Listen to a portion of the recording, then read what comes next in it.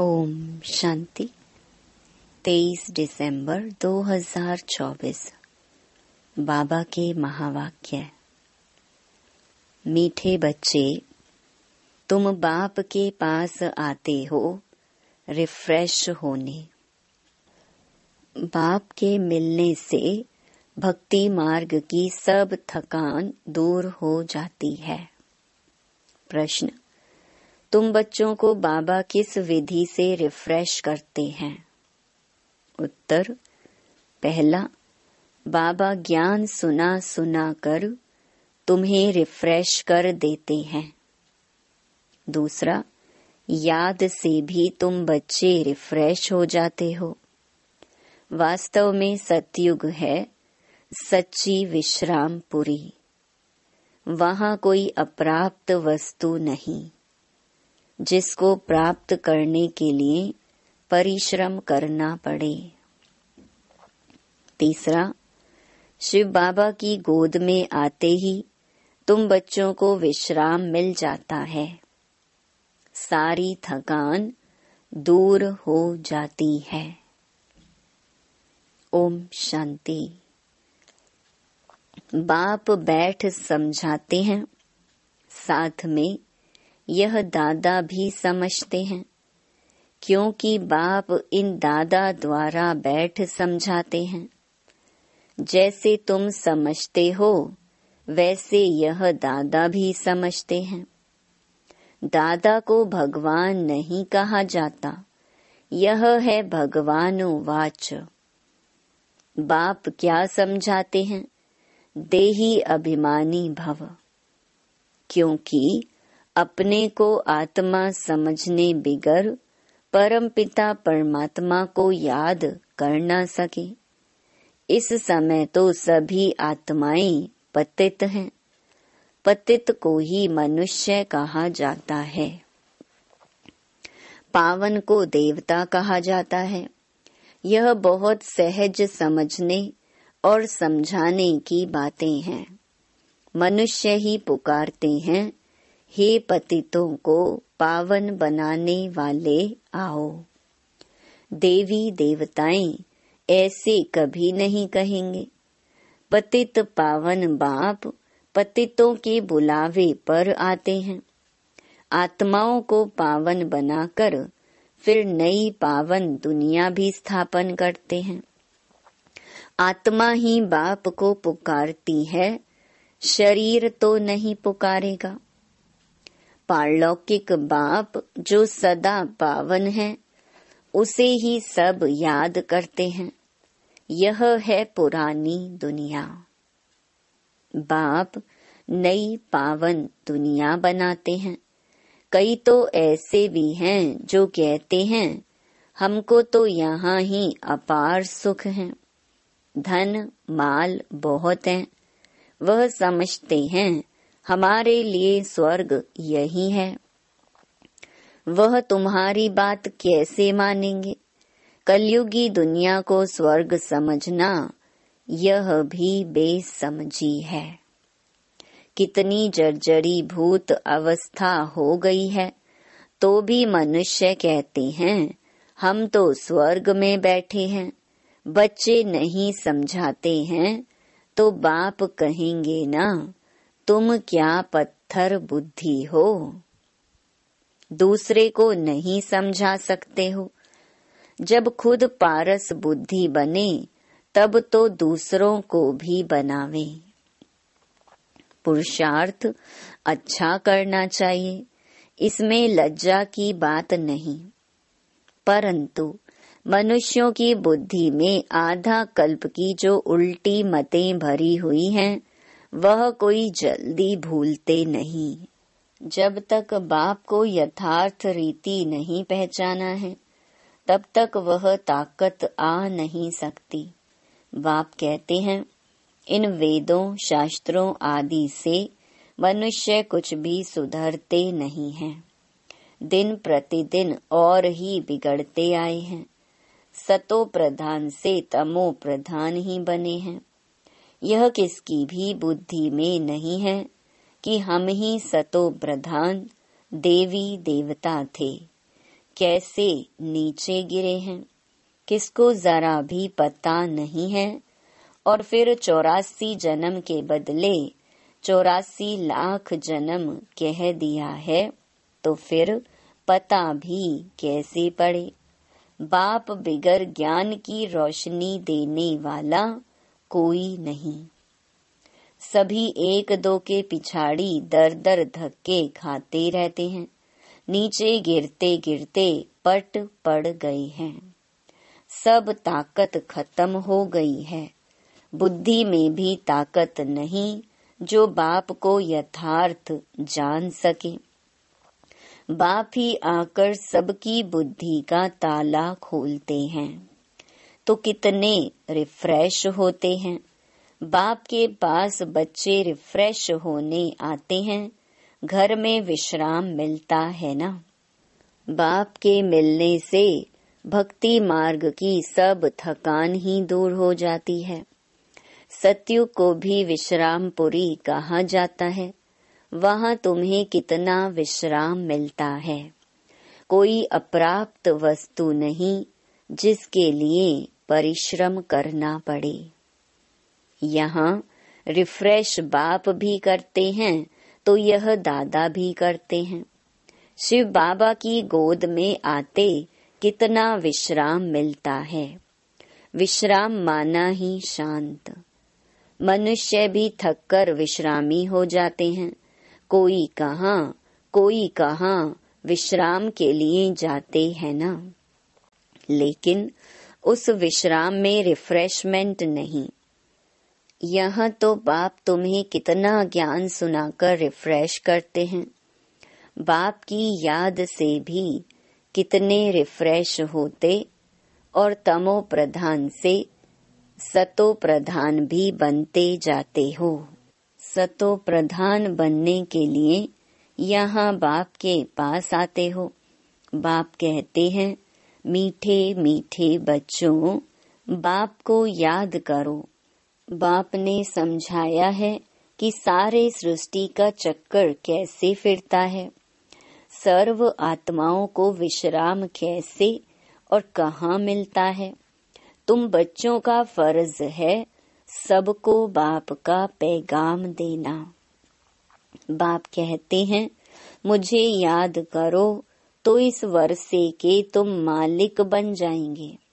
बाप इस संगम युग पर नई स्वर्ग की दुनिया रचते हैं, जहाँ तुम जाकर मालिक बनते हो। फिर द्वापर में माया रावण के द्वारा तुम्हें श्राप मिलता है, तो पवित्रता, सुख, शांति, धन आदि सब खत्म हो जाता है। कैसे धीरे धीरे खत्म होता है वह भी बाप ने समझाया है। दुख धाम में कोई विश्राम थोड़े ही होता है।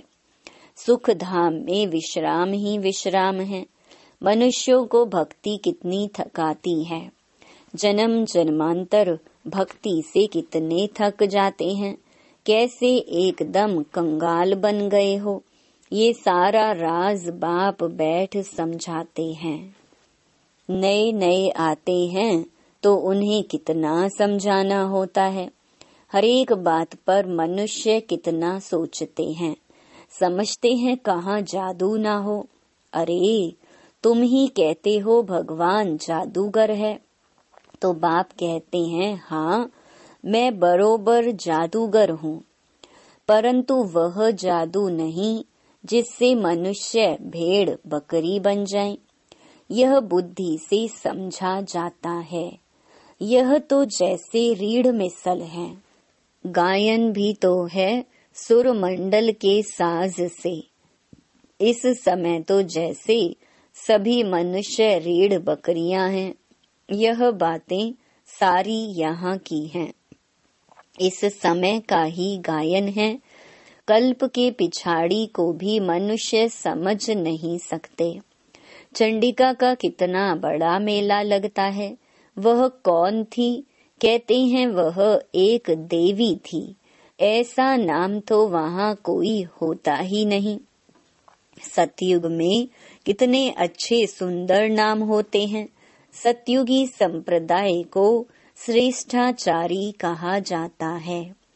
कलयुगी संप्रदाय को तो कितना छी टाइटल देते हैं। अभी के मनुष्यों को श्रेष्ठ नहीं कहेंगे। देवताओं को श्रेष्ठ कहा जाता है। गायन भी है, मनुष्य से देवता किए करत ना लागी वार। मनुष्य से देवता, देवता से मनुष्य कैसे बनते हैं, यह राज बाप ने तुम्हें बताया है। उनको डेटी वर्ल्ड, इनको ह्यूमन वर्ल्ड कहा जाता है। दिन को सोझरा, रात को अंधियारा कहा जाता है। ज्ञान है सोझरा, भक्ति है अंधियारा। अज्ञान नींद कहा जाता है ना। तुम भी समझते हो कि आगे हम कुछ भी नहीं जानते थे तो नेति नेति कहते थे, अर्थात हम नहीं जानते। अभी तुम समझते हो, हम भी तो पहले नास्तिक थे, बेहद के बाप को ही नहीं जानते थे। वह है असली अविनाशी बाबा। उसे सर्व आत्माओं का बाप कहा जाता है। तुम बच्चे जानते हो, अभी हम उस बेहद के बाप के बने हैं। बाप बच्चों को गुप्त ज्ञान देते हैं। यह ज्ञान मनुष्यों के पास कहाँ मिल ना सके। आत्मा भी गुप्त है, गुप्त ज्ञान आत्मा धारण करती है। आत्मा ही मुख द्वारा ज्ञान सुनाती है। आत्मा ही गुप्त बाप को गुप्त याद करती है। बाप कहते हैं, बच्चों देही अभिमानी बनो। देह अभिमान से आत्मा की ताकत खत्म होती है। आत्म अभिमानी बनने से आत्मा में ताकत जमा होती है। बाप कहते हैं, ड्रामा के राज को अच्छी रीति समझकर चलना है। इस अविनाशी ड्रामा के राज को जो ठीक रीति जानते हैं, वह सदा हर्षित रहते हैं। इस समय मनुष्य ऊपर जाने की कितनी कोशिश करते हैं। समझते हैं ऊपर में दुनिया है।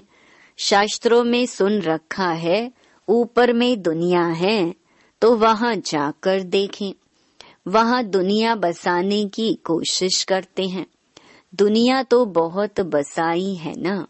भारत में सिर्फ एक ही आदि सनातन देवी देवता धर्म था और कोई खंड आदि नहीं था।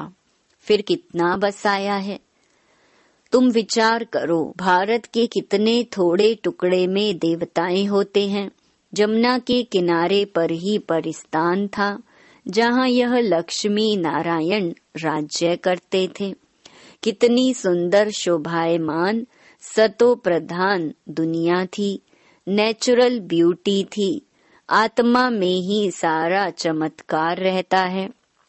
बच्चों को दिखाया था श्री कृष्ण का जन्म कैसे होता है।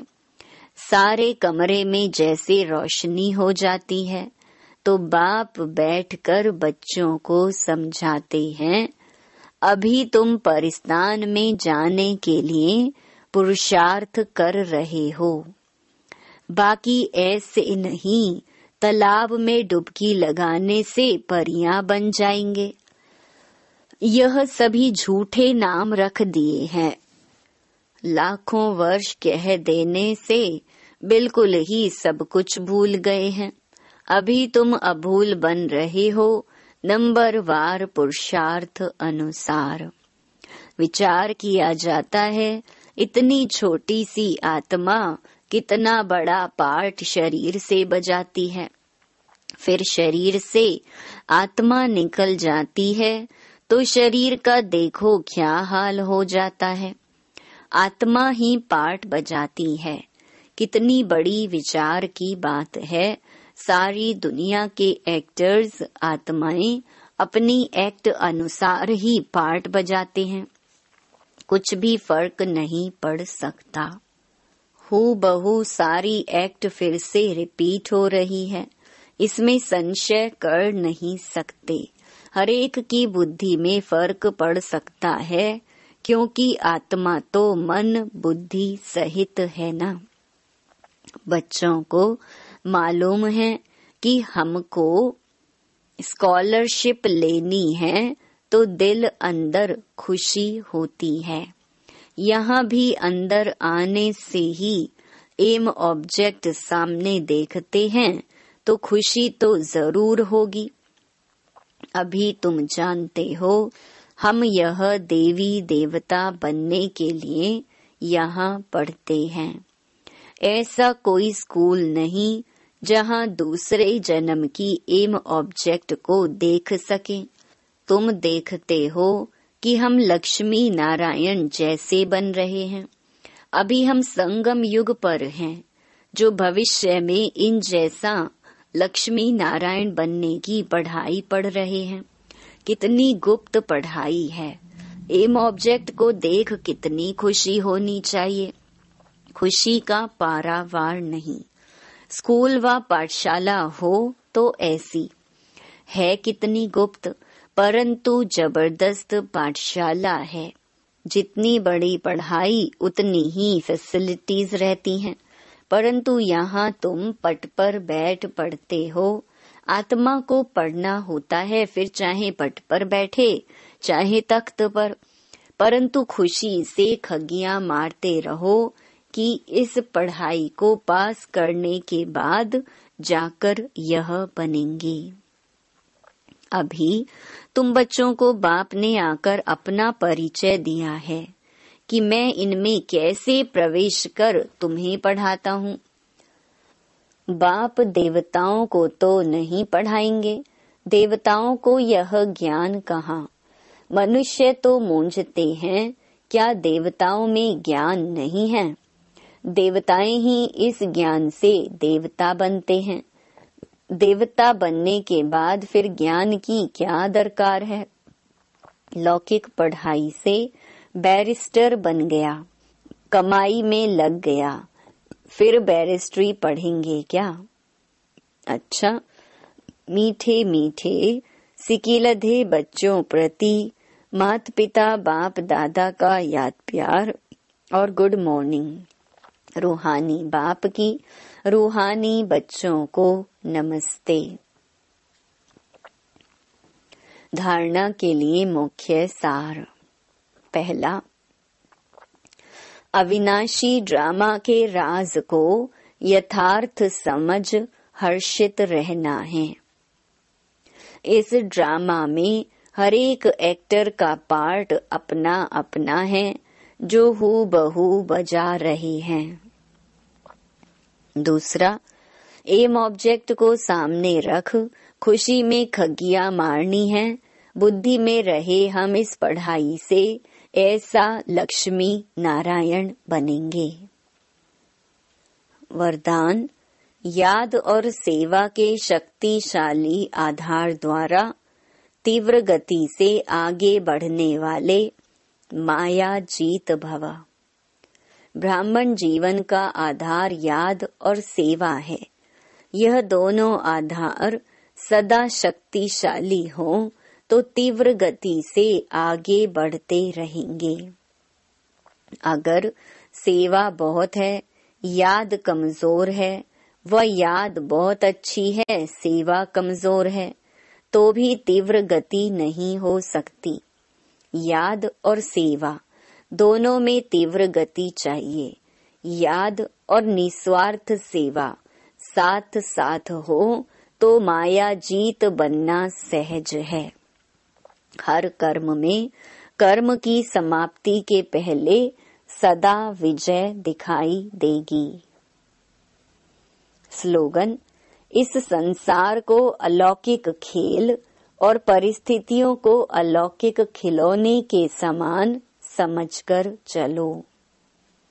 ओम शांति।